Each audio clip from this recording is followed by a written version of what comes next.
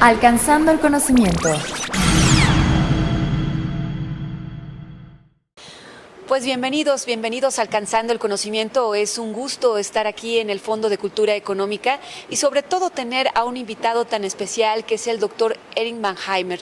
Erik Manheimer pues ha escrito, bueno, más bien para empezar pues es un interesante médico que trabaja y vive en Estados Unidos. Bueno, también pasa algunas temporadas aquí en México, pero realmente su vida profesional ha estado en Estados Unidos, y él ha dirigido por más de 12 años el hospital público Believe, que ese hospital pues tiene características muy específicas, ha atendido a enfermedades muy propias, contagios realmente. Ya nos platicará más el doctor, pero además él tiene pues una misión más allá de la parte epidemiológica, que es ayudar a la gente y ver cómo se puede ayudar en muchas zonas. Él también ha escrito un libro muy interesante que se llama Los 12 pacientes, y es acerca de pues los pacientes, las vidas de los pacientes más complicadas o complejas que ha tratado. Y bueno, pues este libro está inspirando una serie de televisión en Netflix que se llama New Amsterdam. Doctor, gracias por estar con nosotros. Bienvenido a Alcanzando el Conocimiento, bienvenido aquí a México, al Fondo de Cultura Económica, y platícanos sobre tu vida, cómo te hiciste médico, cómo empezaste, por qué esta visión social de la medicina. Primero, mi padre era un médico en Nueva York por décadas, como más de 50 años, y tuve muchas experiencias con él en hospitales y visitando pacientes en su casa o apartamento en Nueva York, imagina, en el Bronx, ¿ok? Y después de eso tuve egresado en una facultad de medicina en Nueva York, un parte en Brooklyn, en un barrio de mucha pobreza, muchos conflictos, mucha violencia. Pero fue una experiencia tremenda en el sentido como growing up, en este sentido. Y mi entrenamiento fue un año en Johns Hopkins en Baltimore, y después regresaba a Nueva York. En un sentido, mi experiencia fue como entrar en el mundo de los médicos y al mismo tiempo como entrar en el mundo de los pacientes. Los pacientes es un mundo diferente. ¿Cuál es el entorno de los pacientes? Su clase, su educación, su barrio, su código postal, su experiencia, su familia, etc. Para mí fue lo más impactante a entender después de terminar mi trabajo como médico y como residente, después de 10 años que no tuve mucho conocimiento de los pacientes. Y normalmente es un mundo aparte. Los médicos se ven por un lado, las enfermeras y enfermeros por otro lado, y los pacientes por otro lado. O sea, normalmente nos enfrentamos a una bursatilidad de la medicina, a una parte de la privatización, a una parte de que, bueno, y si es salud pública, pues el que sigue, ¿no? Las clínicas de salud pública están saturadas en atender pacientes lo más rápido posible, y poco tienen tiempo para ver esas esas características o esas causas que han llevado a esos pacientes a estar ahí. Tú hablas de que hay cosas básicas que son muy importantes: el entorno social, el entorno político, el entorno económico en donde vive un paciente. ¿Qué es lo que tú fuiste descubriendo a lo largo de tu experiencia? Creo que tu sudero es sobre una cosa en medicina tan importante que hace 40 años, a principios de mi carrera, tenía más de 1 hora con cada paciente, pasar tiempo con su familia, sus hijos, etc. De vez en cuando visitar su casa. Tenemos una relación sobre muchos años. Mi especialización es en geriátrica, con pacientes de tercera edad y más. Y tenía una experiencia especial. Después de 2 décadas, fue como comida rápida. es como tiene como menos de 10 minutos con cada paciente. La paciente tiene algunos minutos, no mucho, para dar su problema, experiencia y una respuesta del médico, etc. So, creo que esta experiencia es normal en un sentido por todos los médicos en México, en Estados Unidos, en Europa, etc. Es un problema. Es un gran problema y a fondo es un problema por los médicos en no tener la habilidad a practicar su propia profesión profundamente. ¿Okay? Es como corriendo siempre. ¿Okay? Creo que por la paciente es igual. Si necesita la atención de los médicos y los médicos tienen como 30 pacientes por el día, es muy difícil. Es parte de privatización de medicina. El dueño son corporaciones en Estados Unidos. Es parte de la economía que es cambiando globalmente. Para mí, en mi hospital, tuve la habilidad a tomar tiempo con algunos pocos pacientes, pero con ellos conocerlos muy bien sobre años. Tuve la habilidad a mantener un diario por más de 20 años. Ya tengo más de centenar de volúmenes sobre estas experiencias.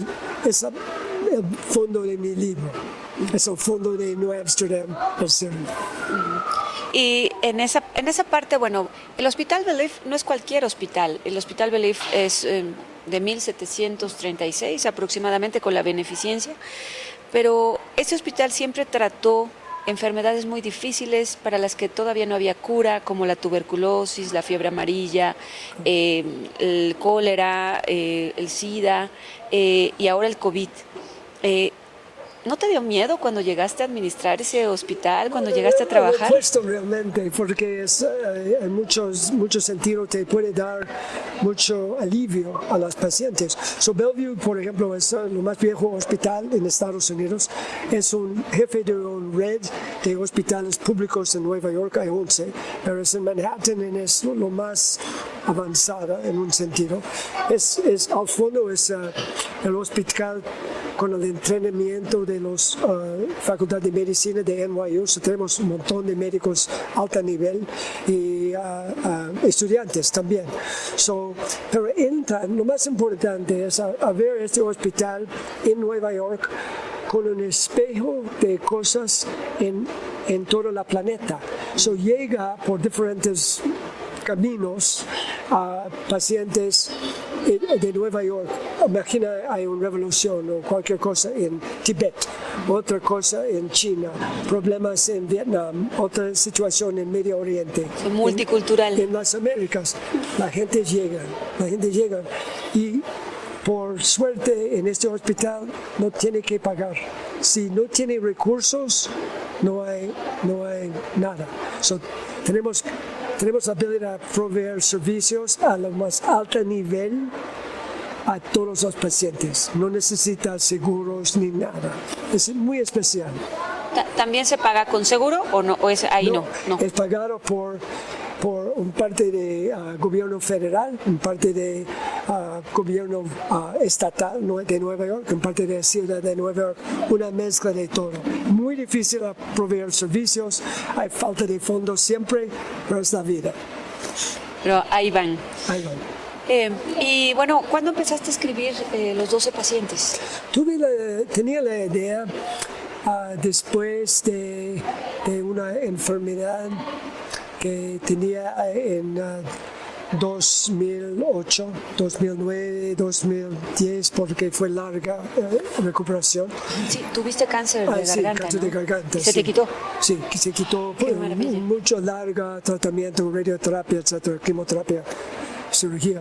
Pero después de todo eso, tenía la idea de escribir historias de pacientes y enfocando sobre temas principales como migración, como encarcelización. En Estados Unidos es una pena terrible que tenemos más poderosas, grandísimas cárceles en todo el mundo.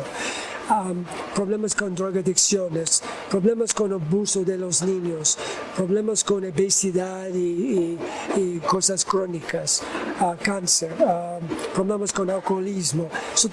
Tenía la idea de cómo explorar, usando un paciente, basada de mi experiencia en estos diarios, y explorar profundamente un paciente con este tema más grande y ponerlo en su entorno social, económico, y todas las cosas que son fuerzas casi invisibles en un sentido.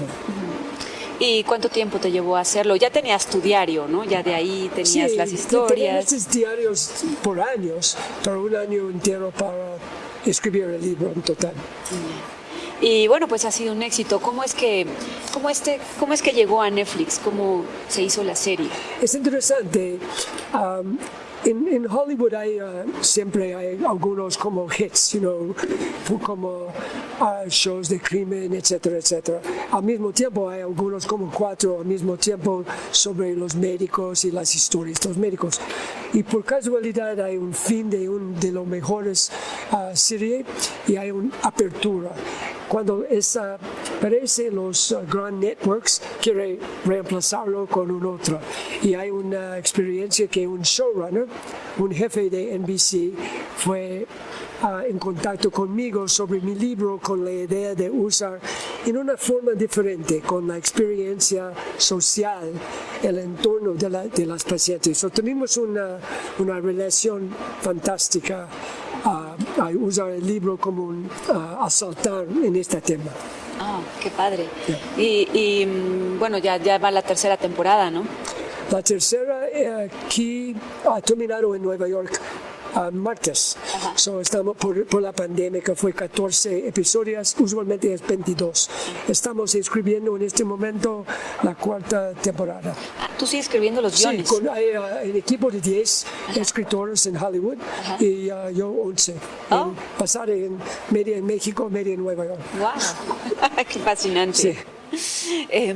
Bueno, y a todo esto tenemos también, o sea, el Hospital Bellevue, tú estuviste ahí antes de la pandemia, sí. Pero después llega la pandemia, tú ya no estabas ahí y entonces Estados Unidos vive la pandemia en una crisis tremenda y muchos países vivimos así la pandemia, algo inesperado. También nos desnuda una crisis de los sistemas de salud que ya venían desde tiempos atrás desmantelados, sí. Privatizándose. ¿Qué fue para ti esto? El sentido de la pandemia fue un rayo X sobre todo cómo funcionan los sistemas de salud en todos los países en el planeta realmente, sí. Y no fue una buena cosa. La evaluación ha causado muchísimas reflexiones importantísimas del costo de la falta de preparación. Primero, esta pandemia fue conocida. Hay mini pandemias de COVID en 2003 y en otra en 2011, hace 20 años. COVID es un virus que vive en las narices. Es bien conocido, la estructura, la biología, etc. Hay instituto en China con mucho contacto con los científicos de las Américas y de Europa por décadas, porque es bien conocido con muchos de estos virus, es parte de la vida de los, ¿cómo se dice? Los bats, los animalitos, etc. Y muchos otros animalitos. So, realmente los pandémicos en este sentido es parte de la sobrepopulación del mundo. La gente está excavando, minando la tarea de los animales. Y un punto que es clave por su audiencia, más de la mitad de las infecciones en personas es basada en infecciones en los animales. No es único. Entonces, es muy común. Entonces, para estas investigaciones ya había habido estos COVID, estos virus parecidos al COVID o coronavirus más bien, en 2003 y 2011. Hay un outbreak, un brote de COVID en 2003 que fue tremenda. Y hay un equipo de personas, médicos y epidemiológicos de diferentes lugares ha trabajado como burros a mantenerlo y contenerlo. Pero solo en China. No, en China, en Toronto, Canadá, en otros lugares. Sí. No, hay otra en Medio Oriente de camelos. De camellos. COVID en camelos con contagio a hombres y personas de Medio Oriente una década después. El COVID es un virus que es en diferentes partes del mundo. Hay brotes por diferentes razones, pero lo más profundo es conocido, que hay un pandémico que viene. Imagina que cada año tenemos influenza.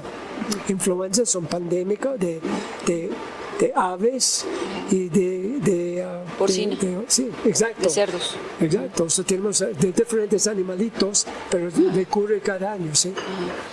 Entonces, ¿tú no piensas de esta teoría en que fue un virus hecho en laboratorio y que se llevó al mundo? O sea, ¿tú no piensas Creo que no sé exactamente, creo que nadie sabe en este momento la verdad de eso. El punto clave es que estamos en un punto, humanidad, de a tener contacto demasiado cerca con animalitos de cualquier razón, cualquier tipo, en todo el mundo, porque estamos en crisis de climático, crisis de sobrepasar nuestra habilidad en la naturaleza. Estamos en tierra que tenemos que guardar por otros animalitos, tiene que tener su propio espacio. Es el punto, es porque tenemos esta pandemia. Ya. En este caso, tú estuviste en la era de Obama, ¿no? En el sexenio de, bueno, más bien los 8 años de Obama. Y él impulsó muchas reformas y todo para hacer que la salud llegara a más gente, pero al final no se logró. Y luego con Donald Trump viene un retroceso en la parte de la salud. ¿Cómo ves que en el mundo, bueno, la salud siempre ha sido un negocio? Digo, la salud es, el negocio de la salud es algo que vivimos hace décadas en todo el mundo. Pero ¿cómo has visto esta parte y sobre todo cuando nos viene una pandemia donde la salud pública es vital? Es una pregunta clave, sí. Imagina que tenemos un cambio de gobierno, tenemos un cambio de nuestra habilidad a luchar contra una pandemia. Con Obama, él tenía mucho respeto por el CDC, que es la organización más poderosa en todo el planeta para luchar contra estas cosas, con un jefe que fue absolutamente lo mejor, fue jefe de Commissioner of Health, de salud en Nueva York, un amigo mío por muchos años. Y después de eso tuvimos falta de respeto por ciencias, falta de respeto por que estas cosas son reales, tiene que confrontarlos con información, la verdad. Y cuando sacrificas verdad por porquería, por fake news, por estas cosas, tú puedes tener una cosa que es llamado muchas muertes que no tenía que hacer. Tenemos como excess deaths, muertos de exceso. Sí, tenemos como en Estados Unidos 500,000. Es el costo. El costo mundial es millones de muertos de exceso en este sentido. Sí, es terrible. Y en esa parte, ¿cómo se vivió la pandemia en Estados Unidos? Bueno, este 500,000, pero la gente estaba muy desinformada, la gente no creía, bueno, es que nadie creíamos al principio, ¿no? Es más, todos pensábamos que la pandemia iba a durar 3 meses. Sí, creo que creo que Estados Unidos como México y Europa es muy complicado. No tenemos la mayoría en este sentido, no tiene fe o creencias en los científicos. Tenemos una minoría. Al fondo tenemos medios que son trabajando por algunos grupos poderosos, adinerados, que están usando estas noticias para, arruinar o complicar cosas que son complicadas, pero no son tan complicados. Creo que estamos en este momento con Facebook y Twitter y muchos otros medios que están usados por otras razones que es esa situación. Es una lucha, realmente en Estados Unidos es una lucha por democracia en este momento. Por la vida de Estados Unidos. Creo que tu pregunta es clave, absolutamente fundamental. Y aquí, ¿cómo piensas que tendríamos que fortalecer el pensamiento científico? Que podríamos, de alguna manera, esta pandemia nos ha dejado muchísimas lecciones y una de esas es incorporar el pensamiento científico y la reflexión. Sí, no, es muy difícil en cualquier país. Creo que lo más fundamental es dejar a sus científicos y médicos a expresar los principales científicos y trasladarlos en idioma que la gente puede entender, no en términos científicos, pero en términos exactamente. Tiene que asegurar que no deja otras personas, otras corporaciones entrando en esta zona y usar todas formas de comunicación y diferentes personas para mantener un mensaje que es directa, la verdad, necesita correcciones, hacer las correcciones, pero con respecto a la dignidad por las personas del pueblo mexicano. Sí. Por último, si no sé, me quieras platicar algo más, pero me interesa esta parte de la salud pública y la gente que más lo necesita. Ahí, ¿qué tendría, como el mundo tendría que retomar esta parte? Porque pues las carencias de salud van a seguir. En México tenemos una epidemia de obesidad, por ejemplo, que ahorita se están haciendo algunas políticas, pero que lamentablemente en épocas pasadas siempre se ha beneficiado a la industria. Se necesita educar a la gente. Como tú lo dices, el entorno político, social y económico de los pacientes va a determinar si van a estar en un hospital o si van a tener que ir a muchos estudios o no. ¿Cómo podríamos retomar la parte de la salud pública? Es una otra pregunta muy importante. Su comentario es indicando que en México una gran cuestión es cosas crónicas pasadas sobre, por ejemplo, nutrición, sí. Simplemente Coca-Cola, por ejemplo. Sí. Okay? Tiene esta gran cooperación internacional que puede usar toda su fuerza, publicidad, etcétera, etcétera, para ganar una entrada. Es fuerte en México, lo más, sí. Por galones es lo más poderoso en todo la planeta. Creo que necesita un gobierno que puede usar su fuerza y mantener el cuidado de la ciudadanía, no solamente la comunidad cooperativa. Es muy difícil porque hay mucho dinero y mucho poder en la política. No podemos ignorar este. Al mismo tiempo tiene que fortalecer el grupo de médicos y todo el sistema público. Esta es la necesidad por las personas sin recursos que pueden tener acceso a los mejores médicos y medicinas, etcétera, etcétera. Creo que a mantener y aumentar esta dimensión de una sociedad muestra que tiene respeto por cada una parte de las personas. No simplemente una biopsia de la persona y su habilidad a pagar.